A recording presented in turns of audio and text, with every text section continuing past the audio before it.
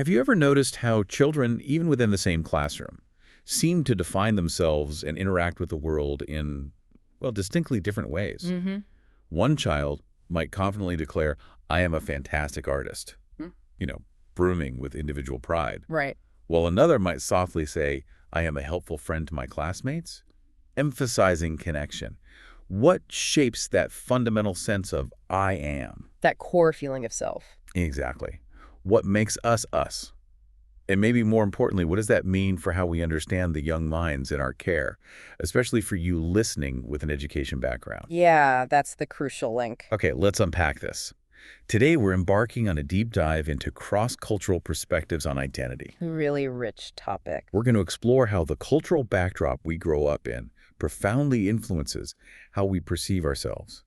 Whether we see ourselves more as unique individuals sort of standing apart. We're deeply connected to others, kind of interwoven into a larger tapestry of relationships and community. Our mission in this deep dive is, well, to trace the research journey in cross-cultural psychology. We'll start from those very first attempts to measure something as elusive as identity. Which must have been tricky. Oh, definitely. And then we'll move through to the more sophisticated, more nuanced approaches being used today. We'll peel back the layers, basically, to reveal some surprising insights into how identity shifts with context. And critically, how the very act of trying to measure it has evolved. It's a field that's constantly refining its tools, trying to truly capture the richness of human experience. So knowing our listener has an elementary education background, how specifically might understanding these cross-cultural differences in self-perception, how might that fundamentally shift the way they approach their classroom or even interpret student behaviors? That's a fantastic question, and it's really at the heart of why this research matters beyond, just academic papers. Right. For you, with your elementary education background, this deep dive could offer a fresh, maybe even powerful lens. Okay. Imagine understanding your students' diverse self-perceptions. Recognizing that what you observe as maybe a child's personality might actually be a culturally shaped expression of self. Ah, I see. Yeah. So not just who they are, but how their culture shapes, how they show who they are. Precisely. It can help you see how classroom dynamics might inadvertently tap into, or perhaps even challenge, different cultural ways of being. And we'll absolutely sprinkle in concrete examples of how these theories play out right there in your classroom.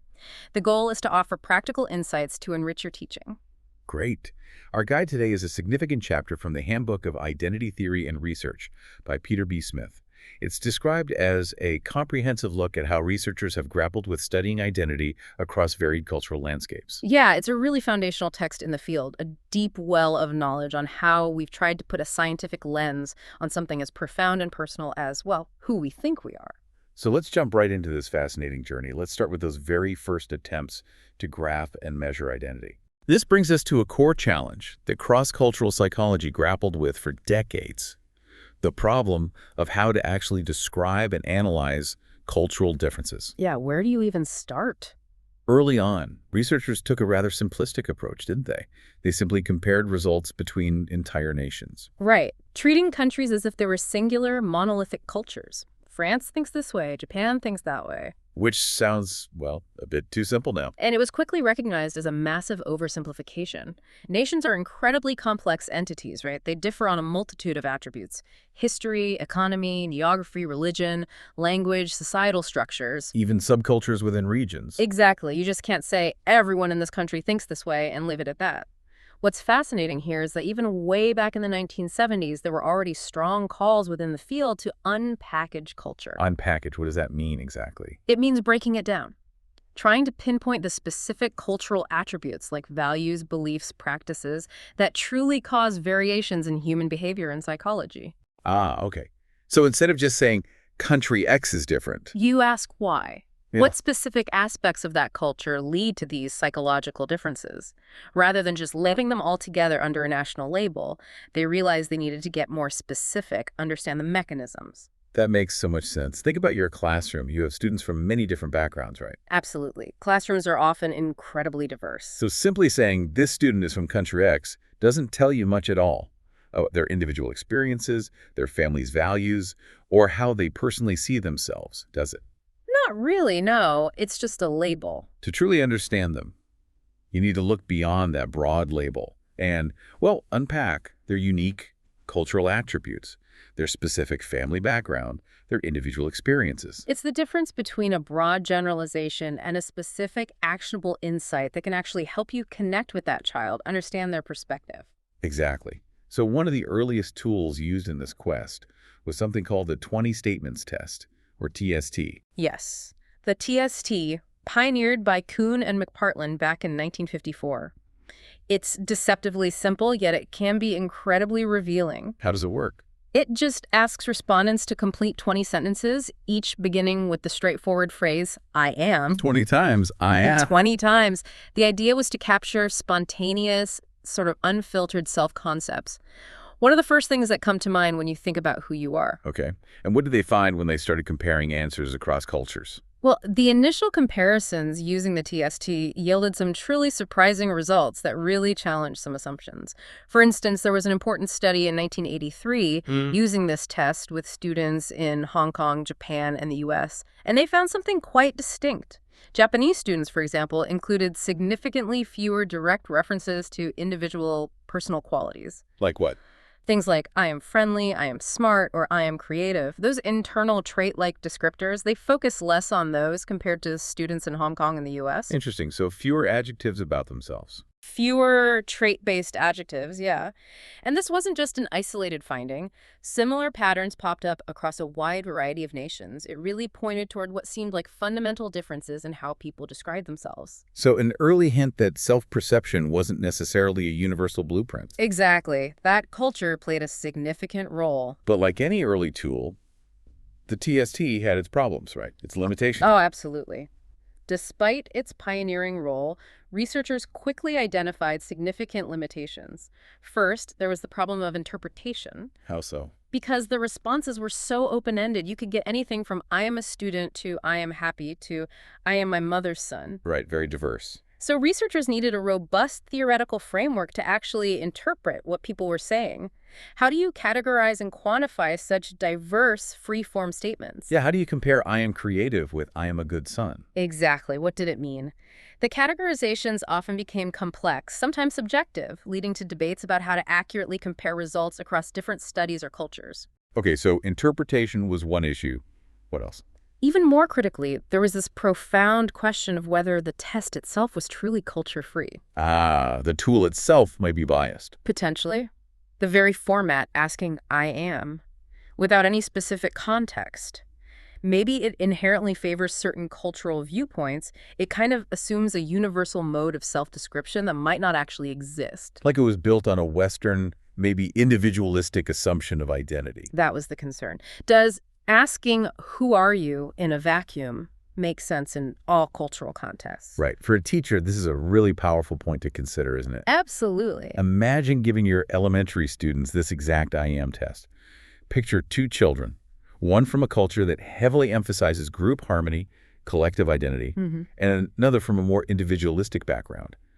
The child from the collectivistic culture might genuinely struggle to define themselves outside of their relationships or their roles. They might list things like, I am my mother's daughter, or I am a member of my soccer team, or even I am a student at the school. Their sense of self is deeply interwoven with their social fabric, their connections. While, on the other hand, the child from the more individualistic background might easily list personal traits. I am smart, I am fast, I am kind, I am good at math. Yeah, focusing on what makes them unique. So if you, as the teacher, aren't seeing this through that cultural lens, this simple exercise could be incredibly misleading, couldn't it? Definitely. You might mistakenly think the first child lacks a strong, independent self-concept. When really their self-concept is just expressed differently, more relationally. Exactly. It's not about what's missing, but what's prioritized and emphasized in their cultural worldview. It shifts your perspective from judging a fixed trait to understanding a dynamic, culturally informed expression. Yeah, it's a really helpful distinction. These initial TST findings, despite the limitations, they found a really powerful conceptual framework pretty quickly in the work of Geert Hofstede. Hofstede, right. His work from 1980 is huge in this field. Absolutely foundational. His extensive research identified various dimensions of national differences, and the one that really resonated for identity studies was the contrast between individualism and collectivism. This framework essentially gave psychologists a lens, right? Mhm. A way to start interpreting those I am statements and the patterns they were seeing. Precisely. So how did Hofstede define these? What's the core difference? Okay, so in individualist nations, identity is primarily defined by individual attributes and personal goals. Think statements like, I am intelligent, or I am ambitious, I am unique. The focus is squarely on the unique self, separate from others. Personal achievement, self-reliance are highly valued. Okay, the self as distinct. Right. Whereas in collectivist nations, identity is more strongly defined by long-lasting group memberships and one's roles and responsibilities within those groups. So more about connection. Exactly. Here you'd expect phrases like, I am a good son or daughter, I am a member of my family, I am a loyal friend. The emphasis is on belonging, social harmony, fitting in, often prioritizing group goals over individual desires. And initially, the TST studies seemed to fit this perfectly. Yeah, at first it looks like a really neat alignment. U.S. respondents from a highly individualistic culture consistently used more trait-like descriptions. Like we said, I am smart, I am friendly. Right. And East Asians from generally more collectivistic societies referred more frequently to social categories and relationships. I am a student, I am part of this family. So it seemed like they had found a clear explanation. It looked that way. But as often happens in research, things weren't quite so simple. Ah, okay. What happened? As researchers started sampling more locations, gathering more diverse data, that simple, direct correspondence between TST results and Hofstede's dimensions, well, it began to blur. It wasn't always consistent. Not always as clean or consistent as initially thought, which raised a critical question for the field. Why? Why weren't the pieces fitting together so neatly anymore? What were they missing? And that leads us to the work of Cousins in 1989. Exactly. Cousins brilliantly tackled this puzzle. He realized that the standard TST's I am format, despite its simplicity, had that crucial flaw we mentioned. It completely stripped away context. Right, asking about identity in a vacuum. Which raises that important question. How does a person from a collectivistic culture who fundamentally sees their identity rooted in specific group norms and relationships, how do they define themselves when no specific group or situation is mentioned? If their identity is primarily situated, changing with context. Then a context-free prompt is inherently problematic for capturing their actual self-concept. It doesn't match how they experience their self. So what did Cousins do to test this? He designed a clever experiment with US and Japanese students. First, he used the original TST format, I am. And got the expected results. U.S. students more trait-like. Yes, exactly as predicted. U.S. students used more descriptions like, I am hardworking, or I am outgoing. But then he did something innovative. He adapted the TST by adding context. Yeah. He changed the prompt. Instead of just I am, he asked them to complete sentences like, when with my friends I am, when at home I am, when in the classroom I am. Adding the situation. Precisely. And this is where it gets truly insightful. When that crucial context was added, the results flipped. Flipped? How?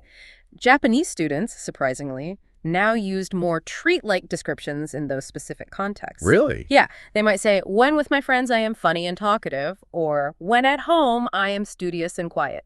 It showed they do possess those individual traits, but they manifest them in specific, relevant situations. So the traits are there, just context-dependent. What about the U.S. students? Conversely, the U.S. respondents, when given context, often qualified their responses. They might say, when at home, I am sometimes quiet, suggesting that their behavior in one setting wasn't necessarily indicative of their overall self or a stable trait that applies everywhere. Wow. That's huge. It really flips our conventional understanding. It does. The profound insight is that for a significant portion of the world, yourself isn't this fixed internal blueprint. It's a dynamic, context-specific expression. Less like a single photo, more like a wardrobe for different occasions. That's a great analogy. This situated self radically challenges the common Western idea of a universal, context-free, true self that stays the same no matter what. And the classroom implications are immediate, aren't they? Absolutely direct and powerful. Imagine that student who's quiet in the whole class setting, barely speaks up. Seems withdrawn, maybe. But then you see the same child during small group work with their close friends, or maybe during free play, and they're animated, vocal, totally engaged. Right, like a different kid almost. For a teacher, Understanding Cousin's findings means seeing this not necessarily as inconsistency or a lack of personality. But potentially as that if-then model of self-control, like English and Chen proposed later. If I'm in this situation, then I am like this. Exactly. Their identity fluidly adapts. A teacher understanding this wouldn't misinterpret that quiet student as lacking personality or engagement. They'd recognize the child as just expressing their identity differently based on context and relationships. Right. And this shifts your approach. Instead of trying to fix the quietness, you think about creating diverse learning environments where their full self can emerge in different ways. Maybe intentionally designing small group activities or pair work to leverage that more expressive situated self. Precisely. It becomes about providing the right context for them to shine. Other research backed this up, right? This idea of consistency versus variability. Yes, definitely. Researchers in 2004 directly asked people if their self-beliefs stayed the same across different situations. A clear difference emerged. 65% of Canadians said yes, their self was consistent. But only 46% of Japanese and just 28% of Hong Kong Chinese agreed. Wow. Only 28% in Hong Kong felt consistent across situations. That suggests a much more fluid sense of self. It does, where the I feels more responsive to the immediate social environment. And another study in 2002 found Koreans were much less consistent in their self-characterization across 5 different situations compared to U.S. respondents. So more short-term variation in experienced identity depending on the context. And this is crucial, this situational variability isn't the same as instability over time. It's not like they're unpredictable. How do we know that? Well, that English and Chen study from 2007 compared Asian American and European American students. As expected, the Asian Americans showed greater variability in how they described themselves across different relationship contexts. Okay. But their self-descriptions showed no difference in consistency when tested again 25 weeks later. So it's stable in its responsiveness to context. Exactly. It points strongly to that if-then model. If I am in situation X, then I behave like this. It's a structured fluidity, not random fluctuation. And you mentioned language earlier. How does that fit in? Language itself subtly reinforces this. Some languages, like Arabic, often imply the subject I from the verb, and many collectivistic languages permit pronoun drop. Meaning you can just leave out I. Yeah, you can omit I and still be grammatically correct and understood. This linguistic feature constantly, subtly reinforces a less agentic, less independent self-perception. It embeds interconnectedness into daily thought. Fascinating. So pulling all this together, what's the big takeaway? It means our understanding of identity, and especially how we try to measure it or even observe it, must account for context and cultural nuances. We can't just assume a universal I am that exists independently of the situation. You need to look for the I am when. That context is key. Okay, so the field recognized the importance of context and the limitations of just individualism, collectivism at the national level. Where did it go next? Well, building on that foundation, researchers like Hazel Marcus and Shinobu Kitayama, in a really influential 1991 paper, popularized the concepts of independent and interdependent self-construal. Okay, new terms. How are these different? They offered a more refined psychological way to describe how individuals perceive themselves in relation to others, moving from those broad cultural labels like individualism to individual psychological orientations or ways of seeing the self. Got it. So define them for us. Independent self-control. An independent self-control describes perceiving oneself as autonomous, distinct from others. Identity is primarily defined by internal attributes, personal traits, unique abilities, individual goals. Like the common perception of American culture. Self-reliance, individuality. Exactly. I am unique sort of embodies this. The self is seen as a bounded, separate entity. And interdependent. An interdependent self-control involves perceiving oneself as connected, embedded in social groups. Identity is defined by relationships and one's roles within those groups. Like the Japanese example often cited, emphasizing belonging, harmony. Right. I am a part of us captures this essence. The self is seen as overlapping with significant others and groups. So these concepts, individualism, collectivism versus independence, interdependence, they seem related, but you're saying there's a distinction. Yes, it's a subtle but important distinction. It's generally better to use individualism and collectivism when talking about cultures, those large-scale entities like nations, their norms, their institutions. Like at a macro level. Right. And then use independence and interdependence for individual self-perceptions, the way a person construes or understands their own self. The micro level. Why the distinction? Because cultures are more than just the sum of individual psychologies. They have their own histories, structures, dynamics that influence individuals, but aren't identical to individual self-views. It keeps the levels of analysis clear. Makes sense. hmm So with these refined concepts, how did researchers try to measure them? Did they stick with the TST? No, the next crucial step was creating better measurement tools specifically for these self-controls. So Stephen Singelis, in 1994, developed a 30-item Likert scale survey. Like Deke scale, like strongly agree to strongly disagree. Exactly. And it had separate measures, separate subscales for independent and interdependent self-control. This was seen as a big advance over the open-ended TST. Why was it better? Well, it offered several improvements. Some items specifically referred to aspects of relatedness, like, it is important to me to maintain harmony within my group. So getting directly at interdependence. Right. And importantly, some items directly touched on that issue of consistency across contexts we discussed from Cousin's work. An item like, I'm the same person at home as I am at school. It was a deliberate effort to capture those nuances, moving beyond a purely decontextualized self-report. Okay, so these singly scales became popular. Very popular, used frequently, cited hundreds of times. However, There's always a however. isn't there? Despite their frequent use, these scales sometimes lacked ideal internal consistency, meaning the items within each scale didn't always hang together perfectly. And maybe more surprisingly, they often showed only wink correlations with the earlier TST results, which theoretically should have been tapping into similar ideas. That's weird. Why would that be? Critics suggested the constructs were probably more complex than just two simple dimensions. When they analyzed the data statistically, they often found multiple underlying factors, not just independence and interdependence. So the debate over the best way to measure these nuanced self-perceptions continued. Absolutely. It pushed researchers to keep refining their approach. But even with those measurement challenges, did scores on these scales actually predict anything meaningful? Did they relate to behavior? Yes, absolutely. Regardless of the psychometric debates, scores on the Singelis scales have been shown to relate in very plausible and predictive ways to how people think about themselves and act. Like what? For example, there's compelling evidence linking self-construal with identification with one's nationality. A 2002 study found American students who identified more strongly with being American scored higher on independence. And conversely, Indonesian students who identified more strongly with being Indonesian scored higher on interdependence.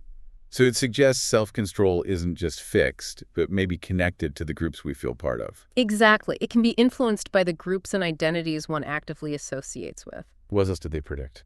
They also significantly predict whether people believe personality traits or social context are the best predictors of behavior. Like folk theories of personality. Sort of, yeah. Research in 2006 across several cultures found that Americans scored significantly higher on believing traits predict behavior and lower on believing context predicts behavior, compared to other groups like Malays, Mexicans, Filipinos, Japanese. And within the U.S. sample. Independent self-control strongly correlated with believing in trait predictions, while interdependent self-control correlated with believing contextual factors were more important. It's a fundamental difference in how people understand why people do what they do. This really brings up an important question for educators, doesn't it? How so? How do you assess a child's personality versus their behavior within a specific classroom setting? When a child is quiet, is it because they are intrinsically shy, a fixed trait? Or is it they're quiet during whole class discussion, but very interactive one-on-one, a contextual behavior? Right. Understanding this distinction could profoundly impact how you approach student assessment, classroom management, even how you provide support. It means looking beyond a static label to the dynamic interplay of self and situation, trying to understand the why behind the behavior in that context. Definitely. Did these scales explain other social behaviors? Yes, quite a wide variety, which is really a testament to their utility in unpacking those broad cultural differences. For example, self-control partially accounted for differences in how easily people from Hong Kong versus Hawaii and the mainland U.S. were embarrassed in various scenarios. Embarrassment, okay. What else? Loss of face. A study comparing Germany, China, Japan, and the U.S.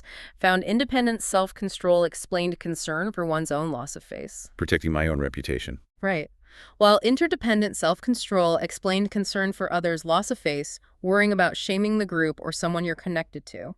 A subtle but profound difference in social sensitivity. Interesting. How about well-being?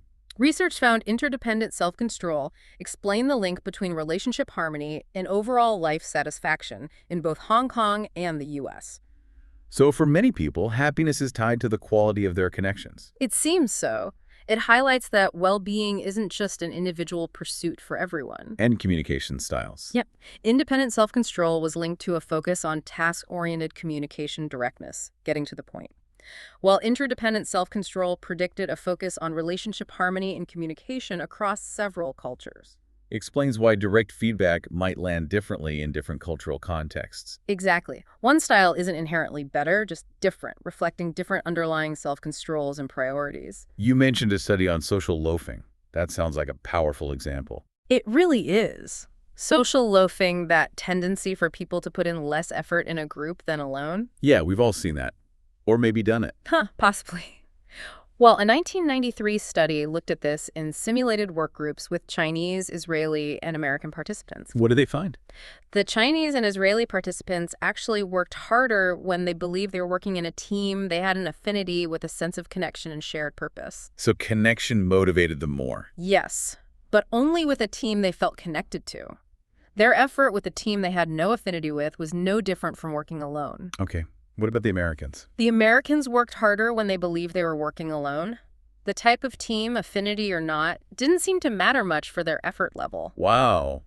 That's a stark contrast. Not just a preference, but affecting how hard they actually worked. Precisely. And what's truly incredible is that these differences in work levels were fully explained by the participants' scores on the independent and interdependent self-control scales. Fully explained. So it wasn't just correlation. The measures of self-control statistically mediated the effect of culture on work effort. It strongly suggested a causal link. Self-control was driving the difference in behavior. That's powerful. Now let's bring this back to the classroom again.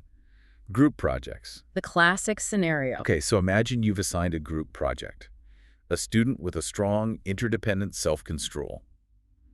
They might genuinely thrive, contribute their best work, in a team where they feel that strong sense of affinity, right? Yeah, they might be more engaged, work harder even, than if they did it alone. Their motivation is tied to the group's success, being a valued part of us. While a student with a strong, independent self-control might prefer individual tasks, or maybe feel they perform best when their own contribution is clearly identifiable. They might be less motivated by the group dynamic itself, more by personal achievement or recognition.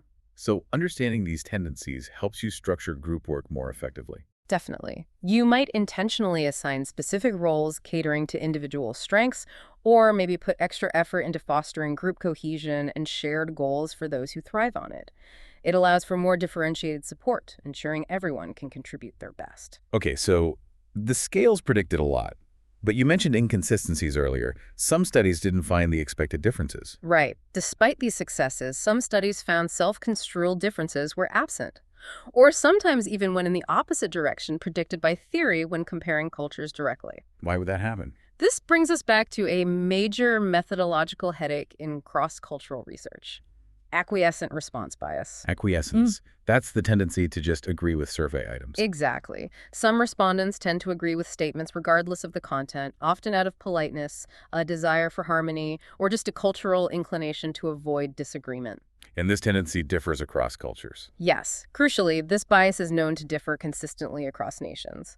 Cultures that value harmony highly might show more acquiescence on surveys. How did this affect the self-control research? Significantly. A big meta-analysis in 2002 looked at many studies using these scales, but it didn't control for acquiescence. And the conclusions were confusing, contradictory. It made the theories look inconsistent. So the bias was muddying the waters. Precisely.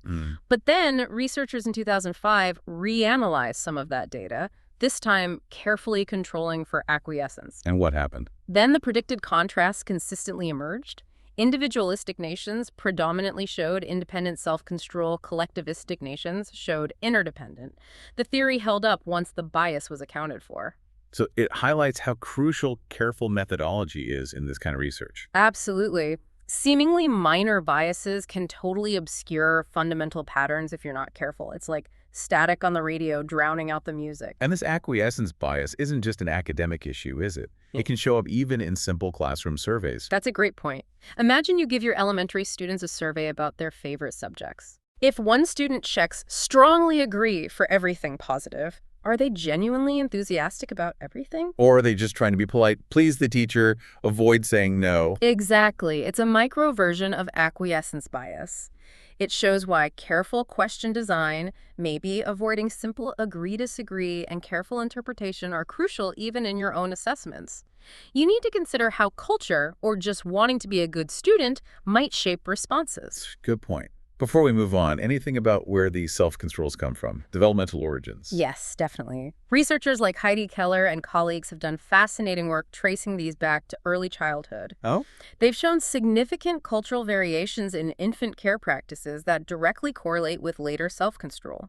For example, middle-class parenting in places like the US, Germany, Greece tends to emphasize independence from a very young age, encouraging exploration, self-feeding, sleeping alone. Fostering that independent self. Right. Conversely, mothers in rural India and Cameroon often favor approaches that explicitly emphasize relatedness and connection, more physical closeness, responding immediately to needs, co-sleeping, integrating the baby into the social group immediately. Fostering interdependence. Exactly. And they found other urban samples often show an intermediate autonomous relational style, encouraging self-governance, but within a strong framework of relational ties. So these deep-seated ways of seeing the self are shaped from the very beginning. It seems so. What this all means is that these concepts, like self-control, help us unpackage those complex national cultures. They give us individual-level measures that offer a more nuanced understanding than broad national comparisons, especially given the diversity within nations. It gets us closer to the individual experience shaped from day one. Okay, so the independent-dependent distinction was foundational, but the field realized it might still be too simple, like trying to paint a complex picture with only two colors. Exactly. The field moved beyond the dichotomy, looking for ways to expand these dimensions of self-control to capture even richer cultural variations. It's an ongoing quest for more nuance. And one key area was incorporating hierarchy, Right. adding vertical and horizontal dimensions. Yes. Remember Hofstede? Besides individualism, collectivism, he also identified power distance. Which is? The extent to which a culture accepts and expects hierarchical structures that some people have more authority or status than others. This directly relates to whether you see yourself primarily as equal to others, horizontal, or in terms of your place in a hierarchy, vertical. Okay, so how did researchers measure this alongside independence and interdependence? Well, Singlis and colleagues, among others, devised measures for 4 more nuanced dimensions: vertical individualism, horizontal individualism, vertical collectivism, and horizontal collectivism. Can you break those down quickly? Sure, horizontal dimensions emphasize equality. So horizontal individualism is being unique but valuing equality. Horizontal collectivism is feeling connected to an egalitarian group. Okay, and vertical. Vertical dimensions emphasize hierarchy and status. Vertical individualism is wanting to stand out and be the best, achieve high status. Vertical collectivism is respecting authority and your place within a structured group, fulfilling duties based on rank.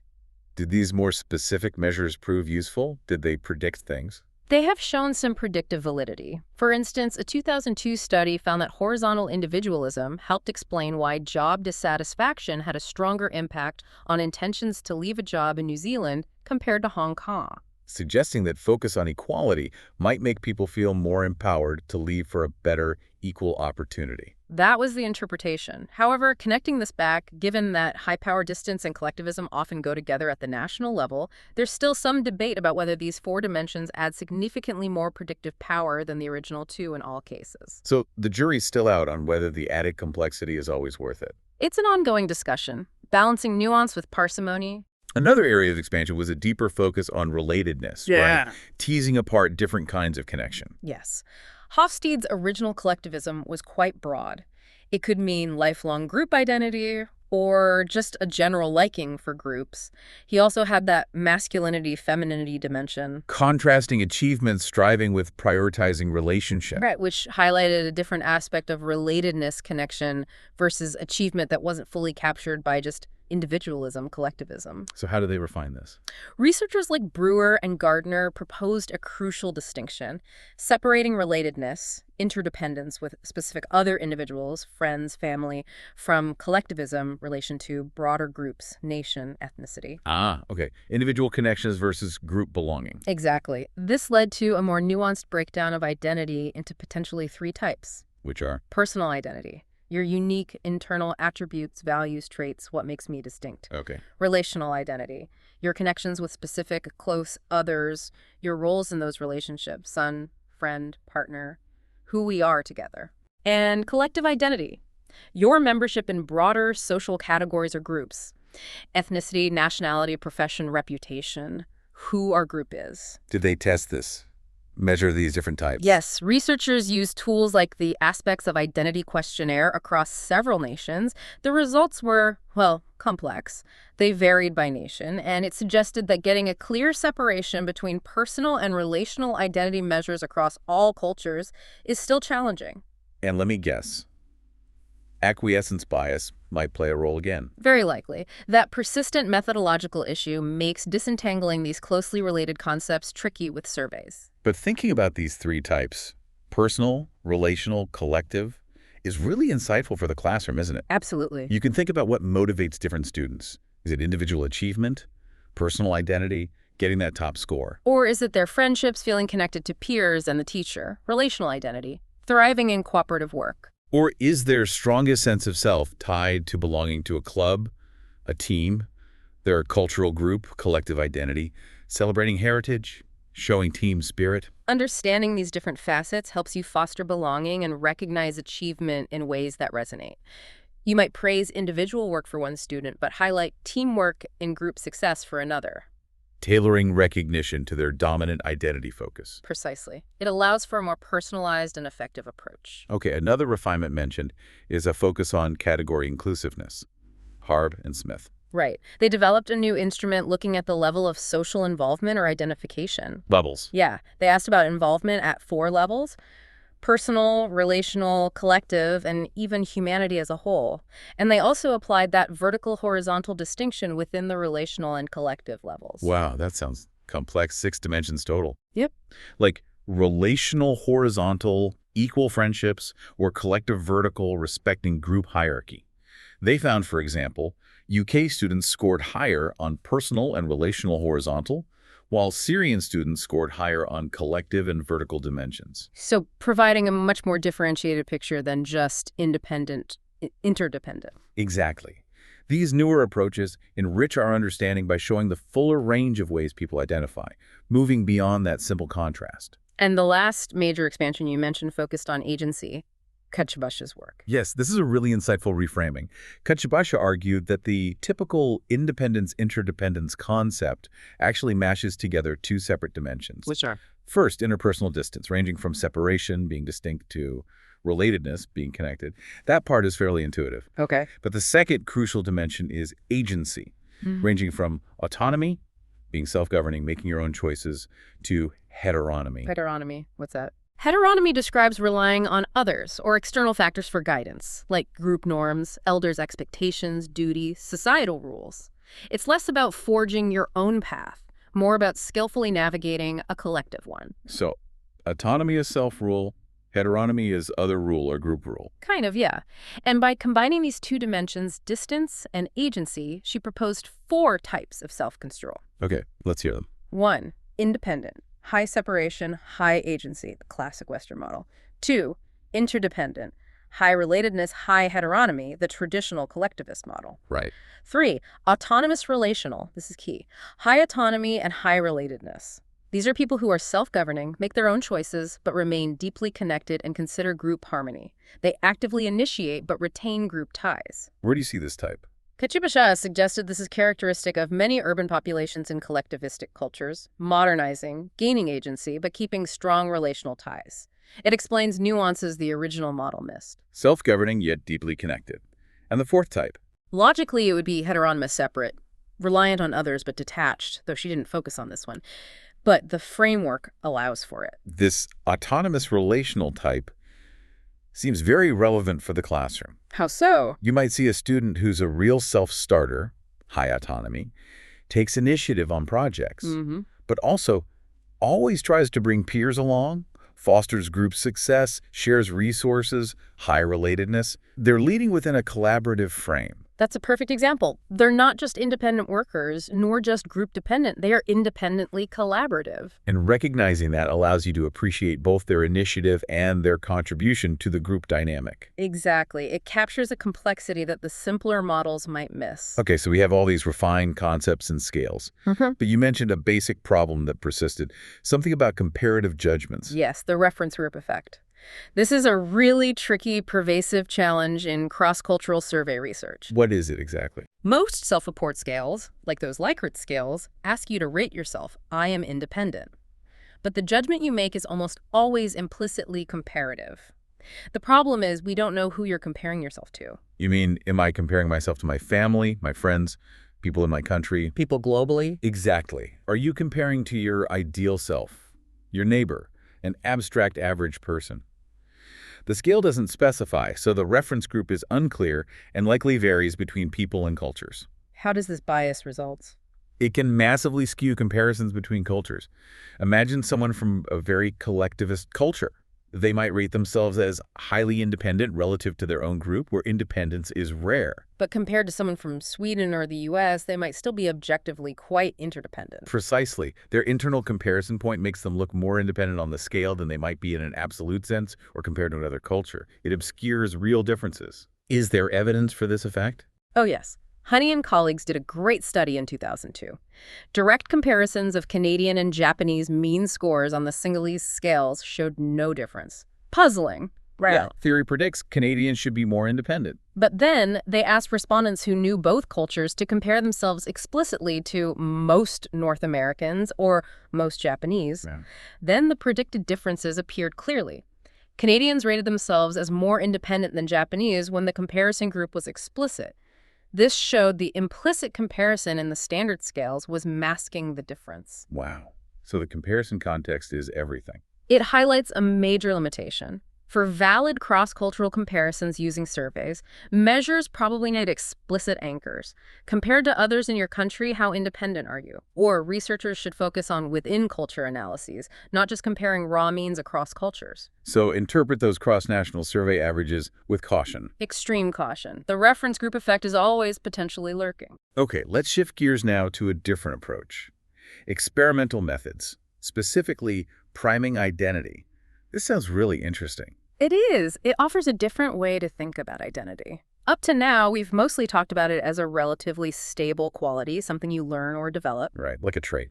But research in social psychology shows we actually possess a range of identities, multiple selves, and specific ones can be temporarily activated or brought to the forefront primed by momentary events or subtle cues. Like flipping a switch in our minds, activating a different mode. That's a good way to put it.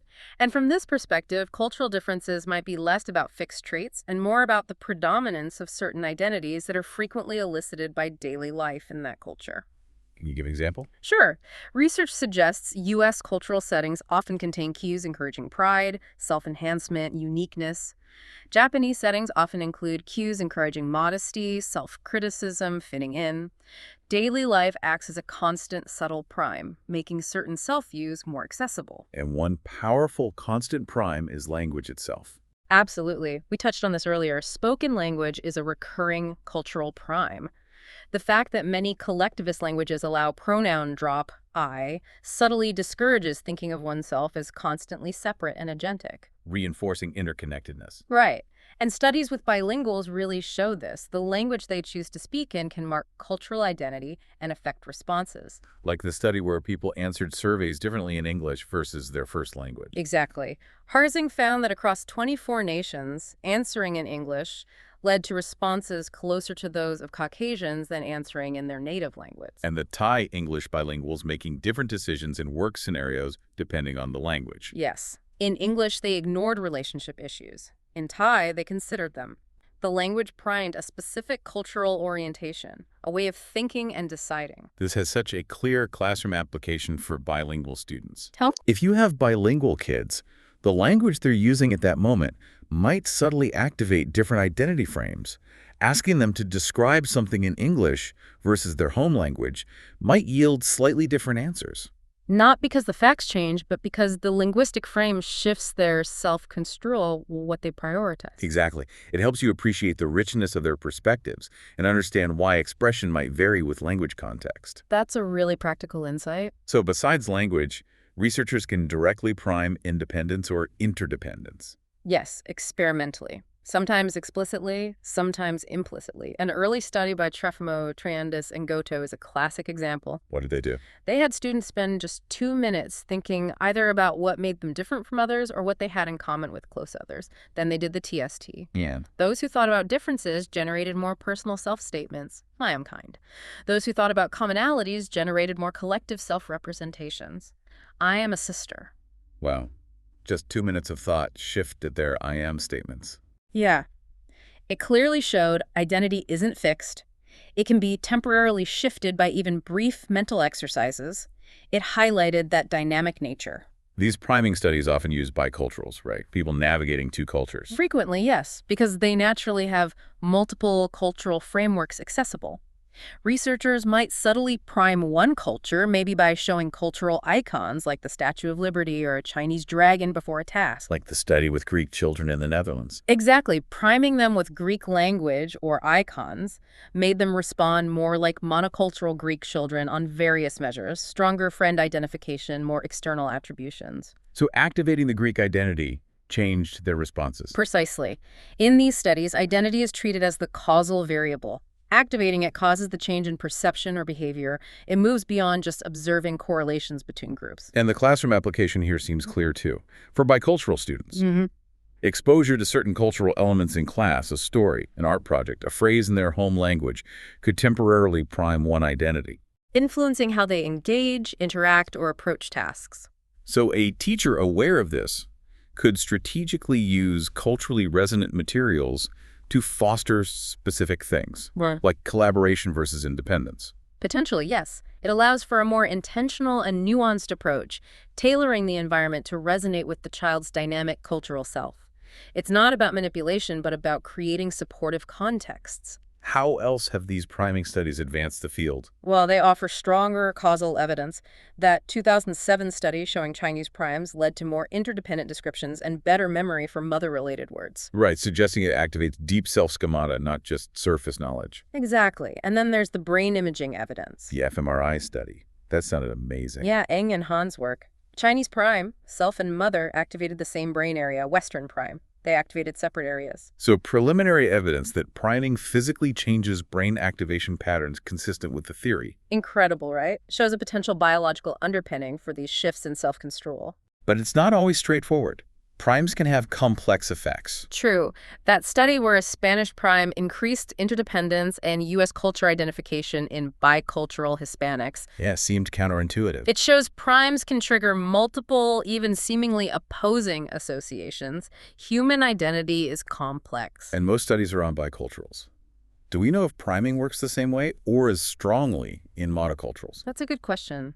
Some studies show effects in monoculturals, like the Trefimo study, but whether those temporary shifts are as deep or impactful as the baseline differences between established monocultural groups, we need more research on that. So the big takeaway from priming studies. They offer the potential for much firmer causal explanations.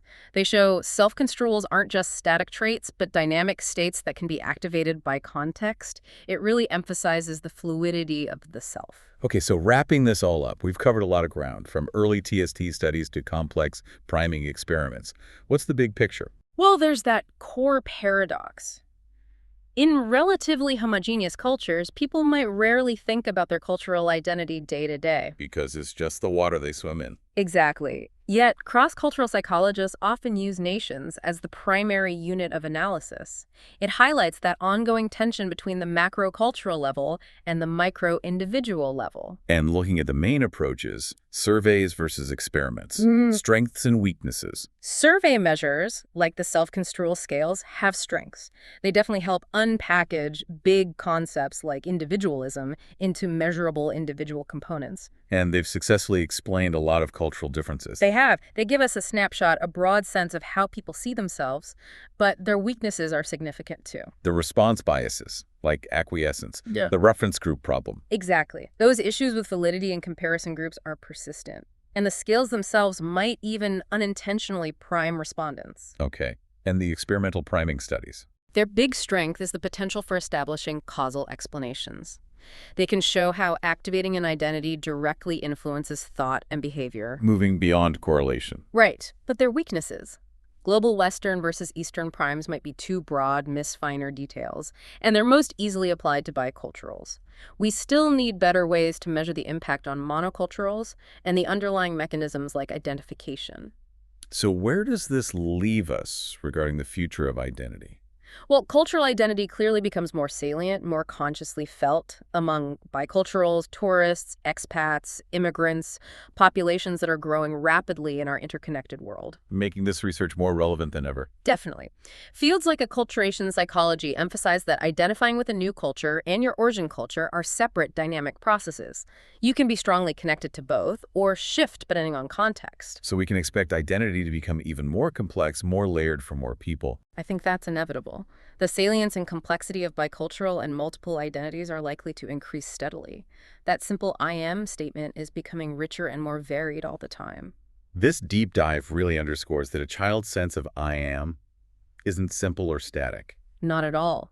It's that rich, responsive tapestry woven by culture, context, relationships, language. A living aspect of who they are, constantly adapting. Exactly. So, thinking about this dynamic nature, the power of context and primes, here's a final thought for you, our listener, especially with your education background. How might you intentionally design activities or conversational prompts in your classroom to foster specific aspects of identity, depending on the learning goal? Interesting question. Maybe sometimes you want to encourage collaboration, tapping into interdependent strengths. Other times, you might want to foster independent critical thinking. What does it truly mean for your teaching practice to embrace this idea that a child's self isn't fixed, but this complex, responsive, ever-evolving masterpiece that you have the privilege to help nurture and understand?